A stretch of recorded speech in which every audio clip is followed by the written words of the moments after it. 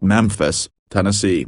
Armed officers and an angry crowd faced off after a Tennessee man was fatally shot by U.S. Marshals in a working-class Memphis neighborhood, leaving more than 24 police officers injured. People in the crowd threw rocks and bricks, with 25 officers suffering mostly minor injuries during the tense clash Wednesday night in the Frayser community in North Memphis. Officers cordoned off several blocks near the scene. By 11 p.m., officers had used tear gas and most of the crowd dispersed, Police Director Michael Rowling said at a Thursday morning news conference. 3 people were arrested. The Tennessee Bureau of Investigation reported that the shooting on Durham Avenue involved members of the Gulf Coast Regional Fugitive Task Force, part of the U.S. Marshals Service. The TBI identified the man as 20-year-old Brandon Weber on Thursday morning. The agency said the multiple officers with the Marshals Service encountered Weber, who was wanted on multiple warrants, outside a home. As the officers arrived,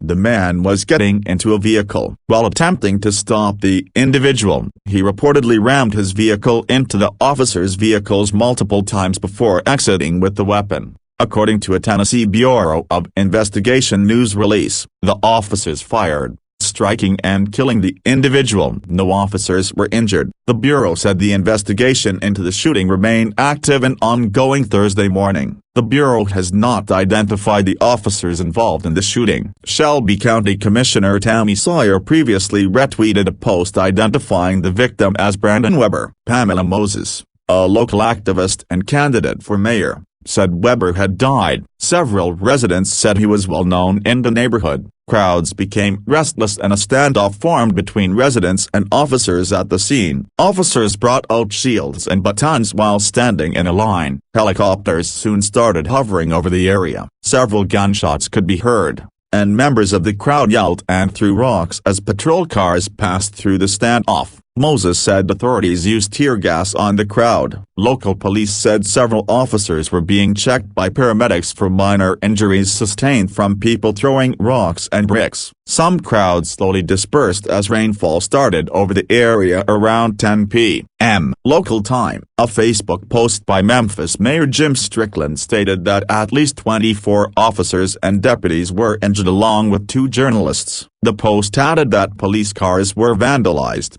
Windows were broken at a local fire station and a wall outside of a business was torn down. As I monitored tonight's fatal shooting involving the U.S. Marshals, I was proud of our first responders. I'm impressed by their professionalism and incredible restraint as they endured concrete rocks being thrown at them and people spitting at them. The Strickland post read, "Let me be clear. The aggression shown towards our officers and deputies tonight was unwarranted." Community activist Hunter Deemster arrived at the scene around 8:40 p.m., where he found police officers laughing, he said, and even sometimes taunting the gathered community members. "Every time I turned around, I saw another person with tears in their eyes, furious at another life lost," Deemster said. "Frustration, sadness, anger that this is happening again. We have to address public safety in a completely different way. The system is broken and people are dying because of it," Deemster said. As tensions continued to rise during the night between the crowd and officers, the unrest in Frayser drew national attention. The NAACP tweeted that they were closely monitoring the reports of riots after the shooting.